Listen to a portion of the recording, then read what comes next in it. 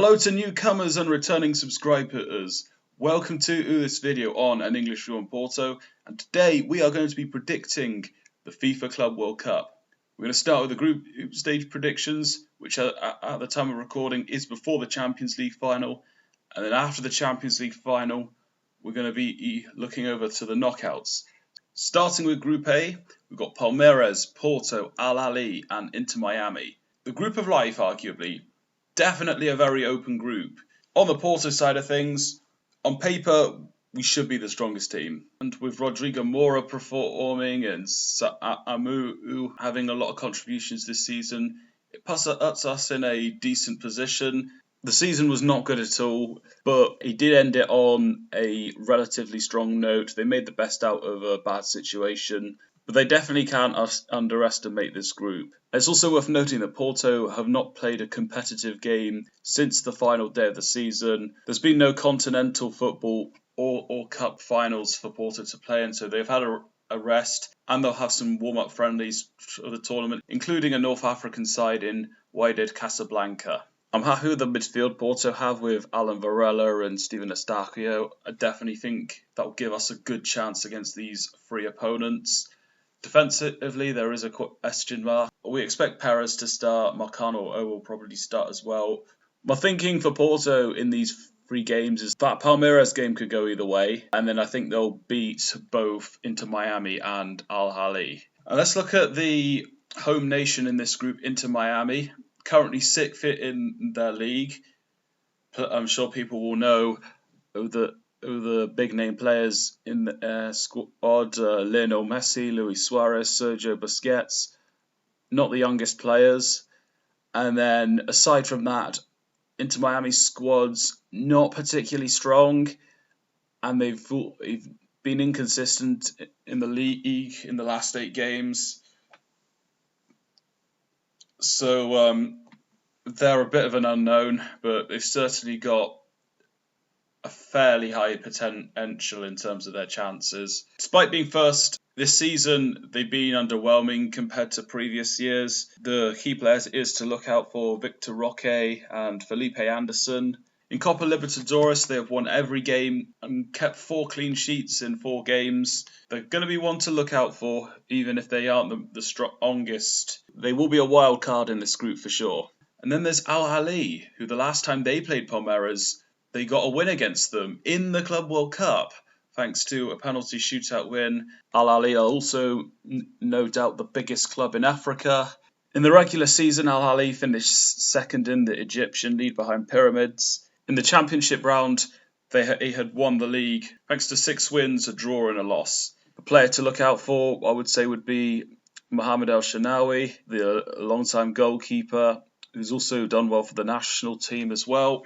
So as for my predictions, my feeling is that Porto will have the results that I mentioned earlier. For Al Ahly, I'm thinking they'll lose to Inter Miami, they'll win against Palmeiras, and they'll lose against Porto. For Inter Miami, I'm thinking they'll win against Al Ahly and lose the remaining games. For Palmeiras, I'm thinking it could go either way against Porto. As of now, I have them losing to Al Ahly and beating Inter Miami. So my table is I have Inter Miami in 4th, Al Ahly in 3rd, Palmeiras 2nd, and Porto 1st. Up next, we go to Group B. This also has a home nation with Seattle Sounders, with them playing all of their games at their home venue. We also have Champions League finalists PSG, who are in a position where they could win a treble, having won the league, the main cup competition in France, and getting to the Champions League final, which I think itself that's a very good achievement. They've got a very good midfield three, including Euro 2024 winner Fabian Ruiz, one of Porto's best players in this decade, Vitinha, and former Benfica player João Neves has been on the rise on PSG. Not someone I want to big up, but we've got to give him a mention. And of course, the fullbacks stand out with Mendes and Hakimi, and they've got a very good depth of attacking players to slot into that front three. Atletico Madrid, they had a good first half of the season, but the second half of the season has been underwhelming. finishing third. They're a team that are not the best when it comes to being a favourite. But make no mistake, they have a frightening set of attacking players, including Julian Alvarez, Antoine Griezmann, and Alexander Sorloth. And then there's Botafogo, who qualified having won on the previous Copa Libertadores.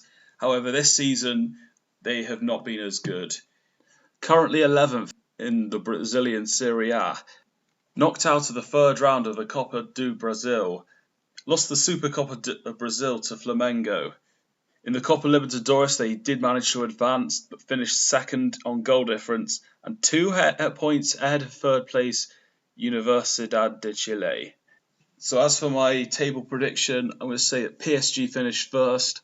I've got Atletico Madrid finishing second. Third place, not that it should matter much, but it's just about, have Botafogo declined enough to say that they could potentially get upset by Seattle Sounders. That being said, Seattle Sounders would probably do worse in the Brazilian league, but with the home advantage, I'm going to give them the edge for that third place spot.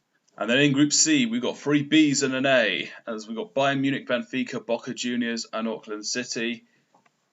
I think this will be a relatively straightforward one for Bayern Munich. They should finish first, and Auckland City probably are going to be bottom of the table. But the battle is going to be for that second place. Benfica, they, of course, finished quite a way ahead of Porto to get that second spot and the Champions League aces for next season by 9 points, if I remember correctly. However, they lacked the quality to get over the final hurdle in winning the league against Sporting CP. For Boca Juniors, they've had a very bad start to the season. They've not even got to any of the continental competitions in South America. Standout players include Edison Cavani and former Man United and PSG player Adna Herrera. This is also the former club where Alan Varela made his name before coming over to Porto. I do hope Boca Juniors can get that second spot, but my overall predictions for the group: Auckland City in 4th, Boca Juniors 3rd, 2nd place Benfica, and top of the group Bayern Munich. And then in Group D, we've got Chelsea, who recently just won the Europa Conference League, Flamengo, LAFC, and Esperance de Tunis. Chelsea, having recently won the Europa Conference League final with a very impressive second half, especially from Cole Palmer and Moises Caicedo. They've also recently regained Champions League under Enzo Maresca.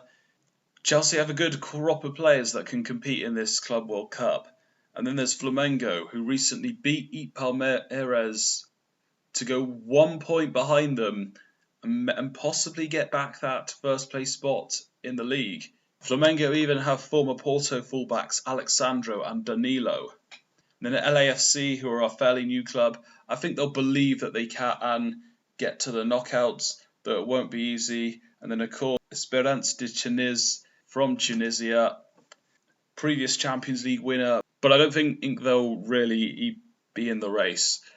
My prediction, I'll say Esperance de Tunis in 4th, LAFC in 3rd, Flamengo 2nd, and Chelsea in 1st.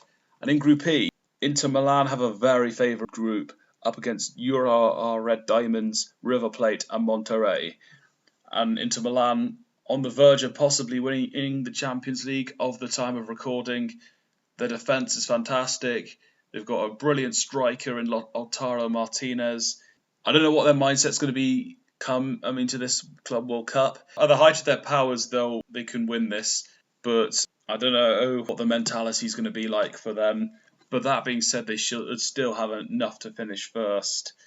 And then the battle for second is going to be a close one, because River Plate, the past 2 seasons, they've not been very good. They've been extremely mediocre. I don't think they'll do much. And then there's Monterrey, who recently qualified, having won one of the CONCACAF Champions League titles.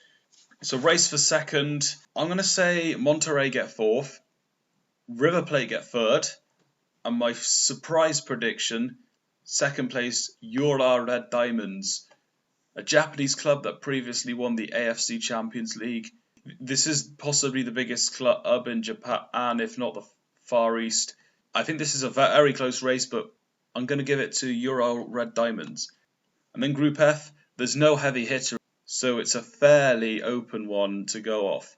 You've got Borussia Dortmund, previous Champions League finalist, Fluminense having won the last Copa Libertadores, and we've got two Champions League winners from AFC and CAF respectively. It's a fairly open one, but I think Fluminense should have enough because lately they've done pretty well in the league. But I still think Dortmund should be the strongest team. They've definitely got the strongest squad. But I do think Ulsan and Melody Sundowns do have a shout at getting through. But my prediction is 4th Ulsan HD, 3rd Melody Sundowns, 2nd Fluminense, 1st Borussia Dortmund. Not the most reliable European team, but they should have enough to at least get 6 points. They've got the strongest squad, in my opinion, in this group, so I've got them in first.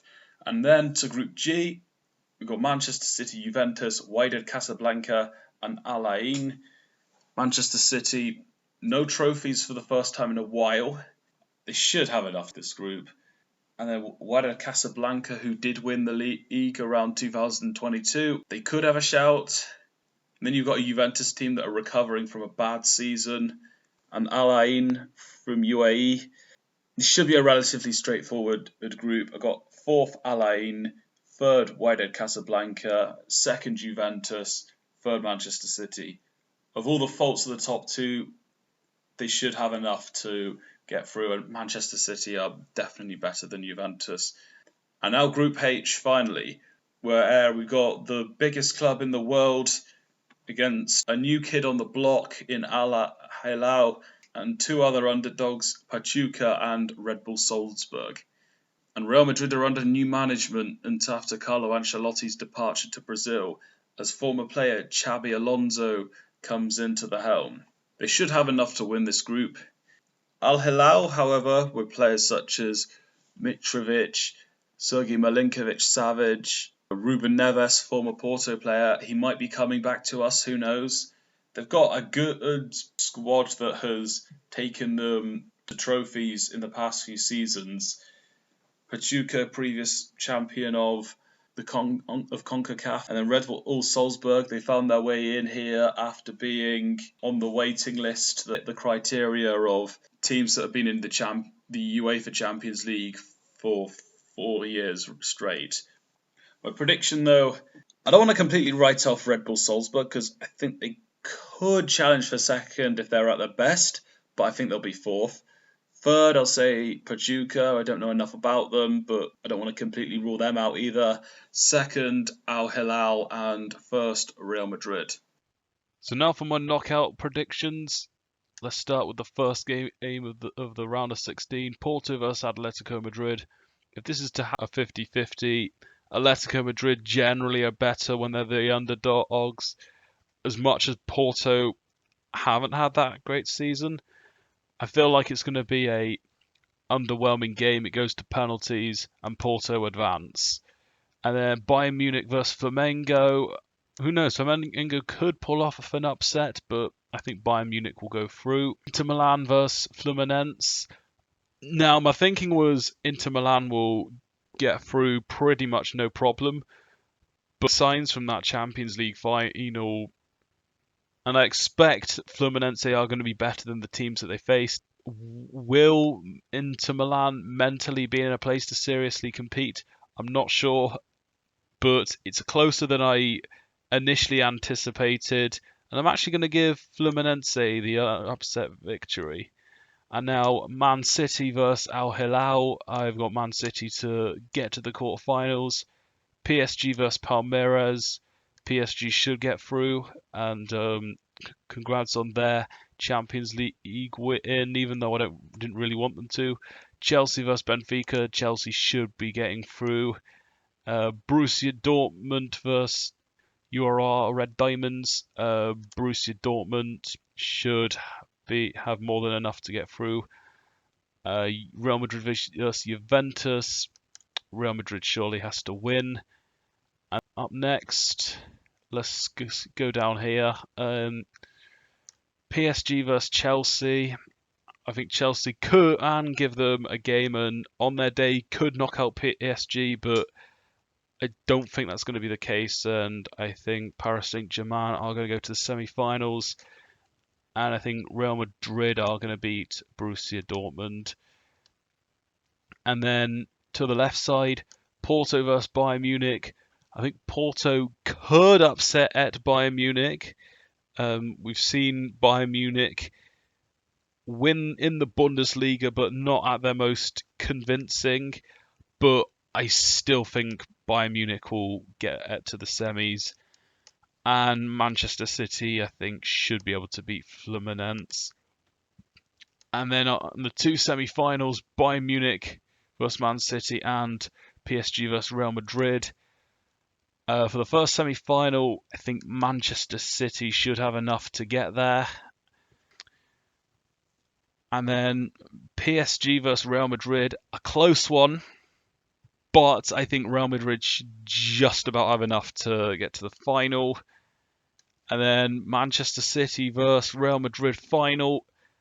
Again, I think this is going to be a close one because this isn't the best Manchester City team throughout this decade.